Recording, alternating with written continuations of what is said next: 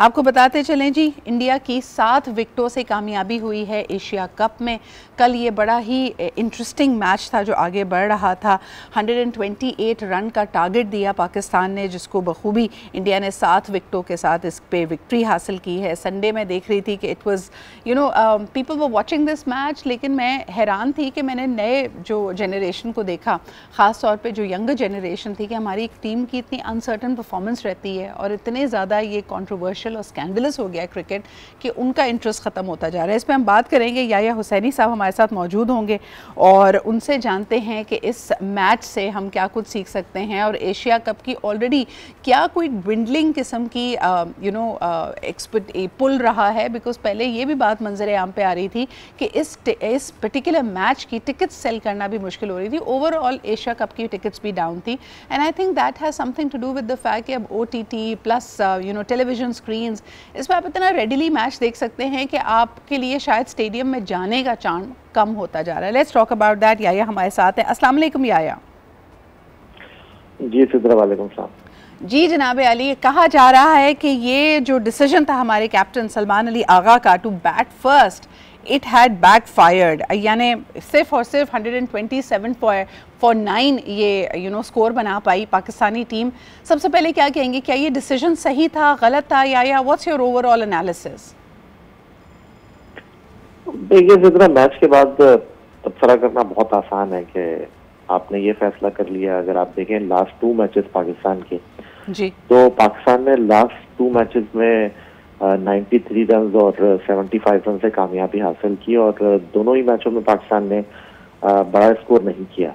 पाकिस्तान की batting struggle कर रही है, इसमें कोई दो राय नहीं है। जो हमारे नए बैटर्स हैं कभी रन्स कर देते हैं, कभी बड़ी इनिंग नहीं खेलते हैं, ये सबके सामने चीज मौजूद। बैटिंग के मसाइल अपनी जगह हैं। इवन ओमान के खिलाफ हमने 93 रन से कामयाबी हासिल की, लेकिन वहां पर भी हमारे बैट्समैन जिस तरह खेले, फंस के खेले, वो सबके सामने था। इंडिया की टीम वर्ल्ड चैंपियन है, क्वालिटी बॉलिंग लाइनअप है, इसमें कोई दो राय नहीं है। और जो सबसे बड़ा प्रॉब्लम है, साइम अयूब ने आउट किए कल 3, बट जो प्रॉब्लम है वो ये कि जो उनका असल काम है बैटिंग, वहां पर वो डिलीवर नहीं कर पा रहे। कल 16 गेंदों पर 30+ रन किए शाहीन आफरीदी ने, लेकिन जिस तरह उनको अभिषेक शर्मा ने अटैक किया, वाज़ेह तौर पर मैं यही आपसे अर्ज करना चाह रहा हूँ, जिसका जो काम है वो कर नहीं पा रहा है। तो ये पाकिस्तान टीम का एक सबसे बड़ा मसला है खेल के अंदर, और ये एक नई टीम है। आपने एक इस्तिलाह का इस्तेमाल किया है जो अक्सर लोग कहते हैं कि फंस कर खेलना। इतनी ज़्यादा इसके बारे में चर्चा हो जाती है। पहले क्या प्रेशर ले लेती है अब टीम के मैच होगा नहीं होगा, फिर जहनी तौर पे क्या ये बहुत बड़ा स्ट्रेन पड़ता है कि जब इंडिया की, भारत की टीम मना कर देती है हम नहीं खेलेंगे eventually, because we could see that in the body language. मैंने बिल्कुल शुरुआत में देखा जिस तरह यकीनन नेशनल एंथम के पढ़ते वक्त भी ऐसा लग रहा था कि वो कहीं ना कहीं थोड़ा सा कॉन्फिडेंस कम है, and then losing the first 2 wickets so early on in the match. क्या आपको लगता है this was just unfolding in a way जो हमें नजर आ रहा था कि बॉडी लैंग्वेज से भी? देखिए जरा, मुझे इस टीम पे बड़ा बिलीव है और ये जो नए लड़के हैं मुझे लगता है कि कुछ करेंगे, और नहीं करेंगे तो इनसे बदकिस्मत कोई नहीं होगा, क्योंकि इससे ज्यादा ओपन चांसेस नहीं मिल रहे इन लोगों को। जी, इंडिया पाकिस्तान मैच का प्रेशर होता है, इसमें कोई दो राय नहीं है। और इस टीम की अगर मैं बात करूं तो इस टीम में कप्तान पहली बार इंडिया के अगेंस्ट मैच में खेल रहे थे, कप्तानी कर रहे थे। इस टीम में सिर्फ 2-3 प्लेयर थे जो इससे पहले इंडिया के खिलाफ खेले थे T20 क्रिकेट, जिसमें फखर जमान है, जिसमें मोहम्मद नवाज है, शाहीन शाह अफरीदी है। बाकी टीम पहली मरतबा इंडिया के खिलाफ T20 क्रिकेट खेल रही थी, तो वो प्रेशर तो अपनी जगह है। मैंने जिस तरह आपसे अर्ज किया कि इंडिया की टीम जो है वेल बैलेंस टीम है, इंडिया की टीम वर्ल्ड चैंपियन है, आलमी दर्जाबंदी में नंबर 1 टीम है, इस चीज को भी आपको अंडरस्टैंड करना चाहिए।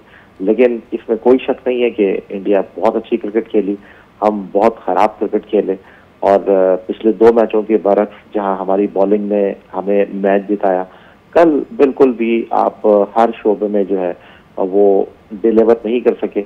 और यही नाकामी की वजह है। सर लेकिन एक और चीज़, या आपकी माशाल्लाह over the years you have such strong relationships with the media in India, और जितने जो स्पोर्ट्स एनालिस्ट हैं, स्पोर्ट्स जर्नलिस्ट हैं, वो हमेशा एक एयर ऑफ कमराडरी की तो बात करते हैं। देखिए जो दोनों मुल्कों के आपसी मसाइल हैं, जो कॉन्फ्लिक्ट्स हैं, जो पॉलिटिकल डेडलॉक्स हैं, वो हम सब जानते हैं, और जो वर्बेटम पाकिस्तान के ख़िलाफ़ बनाया जाता है वो भी हम जानते हैं। लेकिन खेल का मैदान हम हमेशा कहते हैं कि इससे आरी होना चाहिए, ख़ासतौर पर cricket that is meant to be a gentleman's game. मुझे बताइए कि हार जीत अपनी जगह, अच्छी परफॉर्मेंस बुरी परफॉर्मेंस अपनी जगह, पहली दफ़ा आपने कहा कि ये कैप्टन इंडिया के अगेंस्ट खेल रहे थे, that having said all of that, India को जब एक स्मैशिंग विक्ट्री मिली, people also felt that there was a big lacuna, जब जो कस्टमरी हैंडशेक होता है, वो जो जेंटलमैन की बात होती है, जो स्पोर्ट्समैन स्पिरिट होता है कि जीतने वाली टीम या हारने वाली टीम आपस में हाथ ज़रूर मिलाती है, एक दूसरे को एक अच्छे गेम की या साथ खेलने का जो मौका भी मिला उसकी मुबारकबाद देती है। We saw that to be missing. ये जो जेस्चर था इंडिया का, अगेन वही वाली बात कि हमेशा कहा जाता था ये तो जी बीसीसीआई का डिसीजन है, आए ना आए इससे पर्सनली जो प्लेयर्स हैं उनका कोई ताल्लुक नहीं है, लेकिन हाथ ना मिलाने का फैसला भी क्या बीसीसीआई ने लिया था? देखिए ज़रा क्लैरिटी है पाकिस्तान के पास हर चीज की, लेकिन इंडिया में बहुत ज्यादा क्लैरिटी नहीं है। वहां पर जो साउंड लोग कर रहे थे कि हमको नहीं खेलना चाहिए पाकिस्तान से, वो कल कमेंट्री बॉक्स में कमेंट्री कर रहे थे। मैं सुनील मनोहर गावस्कर की बात कर रहा हूँ, वो कह रहे थे कि जी एशिया कप नहीं खेलना चाहिए। अब जब उनको अपनी पेशा वराना जिम्मेदारियों की बात करना पड़ी तो वो आपको कमेंट्री में नजर आए। और आपको याद होगा जब सैयद मोहसिन नकवी साहब जो कि चेयरमैन क्रिकेट बोर्ड है, एसीसी के प्रेसिडेंट हैं, जब ट्रॉफी की अनवीलिंग में उनसे सूर्या कुमार यादव ने हाथ मिलाया तो उनको बहुत ज्यादा तनकीद का भारत में सामना करना पड़ा था। और इस मैच से पहले भी बहुत ज्यादा भारत में माहौल बनाया जा रहा था कि जी पाकिस्तान के साथ मैच नहीं खेलो, पाकिस्तान के साथ मैच का बाइकआउट करो। ये इतना आसान था नहीं, क्योंकि इंडिया की टीम यूएई आई है, इंडिया इस टूर्नामेंट का होस्ट है, होस्टिंग राइट्स उसने यूएई को दिए हैं। तो अगर वो कल मैच नहीं खेलते तो उनके यूएई के साथ ताल्लुकात खराब हो सकते थे। हम यहाँ पर खेलने के लिए आए हैं, हम यहाँ पर खेल को खेल हमेशा से रखते आए हैं। लेकिन कल जो मनाजिर मैंने देखे, ये जो आपने बात की कि शेक हैंड नहीं किया, उसके पीछे जो अवामिल थे वो मैं आपको बता चुका हूँ। इंडिया के खिलाड़ी डेफिनेटली दबे दबे थे। खिलाड़ी जो है वो अपने मुल्क का सफीर होता है, इसमें कोई शक व शुबे की गुंजाइश नहीं है। लेकिन कल जो मनाजिर मैंने देखे वो मेरे लिए लाइफ में बहुत हैरानकुन थे। एक तरफ ग्राउंड में आपको तनाव नजर आया, एक दूसरे से खिलाड़ियों ने हाथ नहीं मिलाया। दूसरी तरफ जब दोनों मुल्कों का नेशनल एंथम बज रहा था तो दोनों मुल्कों के जो शायकीन क्रिकेट थे वो दोनों मुल्कों के नेशनल एंथम पे खड़े हुए थे। मैं मीडिया बॉक्स में था जहाँ पर भारतीय जो मीडिया के लोग थे वो भी खड़े हुए थे, वो हमसे बात भी कर रहे थे और वो भी इस चीज पर बड़े हैरान थे, शहीदर थे कि ये क्या हो रहा है। और दूसरी तरफ जो पाकिस्तान और भारत के लोग थे वो बहुत भाईचारे के साथ गुफ्तगू कर रहे थे, बात कर रहे थे। मैदान से बाहर कोई टेंशन नहीं थी, लेकिन मैदान के अंदर टेंशन थी, सिर्फ दिखाने की टेंशन थी। क्योंकि जिस तरह मैच के बाद भारतीय टीम के कप्तान ने जो है वो पहलगाम वाक़े की बात की या अपनी फोर्सेस की बात की, ये सब बड़ी हैरानकुन बात थी और ऐसा लग रहा था कि फेस सेविंग के लिए ये सब कुछ किया जा रहा है। कोई शक नहीं है कि हम मैदान में खराब खेले, अच्छा नहीं खेले, मैच हार गए, खेल में हार जीत हो जाती है, लेकिन जो कुछ आपको ग्राउंड में दिखाई दे रहा था ग्राउंड से बाहर ऐसा कुछ नहीं था। इसके बाद आपको क्या लगता है कि जो हम कह रहे हैं कि पॉलिटिक्स या जो हेट मॉन्गरिंग है, इसका मतलब है वेरी क्लियरली वो खेल के मैदान यानी स्टेडियम के अंदर तक बल्कि ऑलमोस्ट पिच तक जा पहुंची है, या ये इसका मुस्तकबिल क्या देखते हैं? ये जो नफ़रत की दीवारें आज खड़ी की जा रही हैं जिस पर हमेशा हम कहते थे कि भाई स्पोर्ट्स का एक पॉजिटिव इम्पैक्ट रहा है, हम स्पोर्ट्स डिप्लोमेसी की अक्सर बात करते रहे हैं, क्या क्रिकेट अब इस मैदान में यानी जो सफारती मैदान होता है उसमें नाकाम नज़र आ रहा है आपको?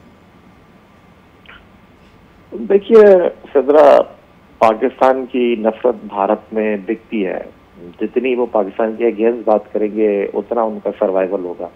लेकिन जिस तरह मैंने आपसे अर्ज किया कि कल जो लोग पाकिस्तान और भारत के मैच देखने के लिए मौजूद थे उनका ऐसा कोई एटमॉस्फेयर नहीं था।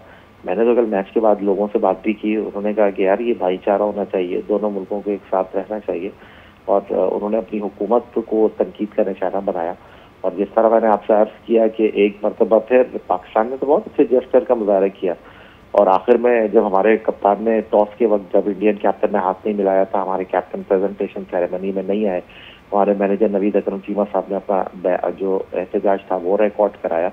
लेकिन मैं दोबारा से आपसे अर्ज करूं कि वो लोग भी इंडिया के थे ना, वो लोग भी इंडिया के नेशनल थे ना जो कल मैच देखने के लिए आए थे, उनके पास तो ऐसा कोई जेस्टर नहीं था नहीं। और मेरे ख्याल में ये भी बड़ी इंपॉर्टेंट बात होती है, जैसे हम कहते हैं ना you pick and choose your battles.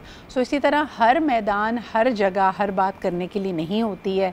India शायद आई बॉल्स चाहता है, वही वाली बात है कि you know for a lack of a better example, खिसियानी बिल्ली खंबा नोचे, आपको क्यों ज़रूरत पड़ती है हर जगह जाके वही बातें करने की, पाकिस्तान को बदनाम करने की, चाहे वो मैच से पहले हो, यू नो कोई मूवी का इनॉग्रल हो, यानी ये जो सॉफ्टवेयर आर्ट्स एंड कल्चर और स्पोर्ट्स वाली मैदान है वहाँ पे भी ये बारहा आपको कहने की ज़रूरत पड़ रही है। तो कहीं ना कहीं लगता है कि शायद दिल में कोई चोर है।